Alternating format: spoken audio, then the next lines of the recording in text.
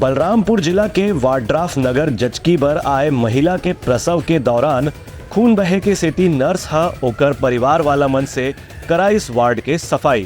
स्थानीय लोगन मन करीन शिकायत। बलरामपुर जिला के गैना गांव के सिविल अस्पताल में आज एक अजीब घटना सामने आई, जहां गांव के सामुदायिक स्वास्थ्य केंद्र में प्रसव कराए बर गांव के एक महिला अपन परिवार के सदस्य मन लेकर के पहुंचे रही से।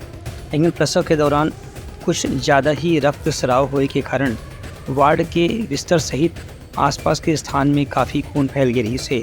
एक से आक्रोशित और नाराज नर्स ड्यूटी में तैनात वार्ड बॉय मंडा बुलाना छोड़ कर के प्रसव करने वाला महिला के ही परिवार वाला मन से पूरा गंदगी की सफाई कराई और मन काफ़ी डांट फटकार भी करी से। ये घटना गैना गांव के सिविल अस्पताल में प्रसव के दौरान हुई से।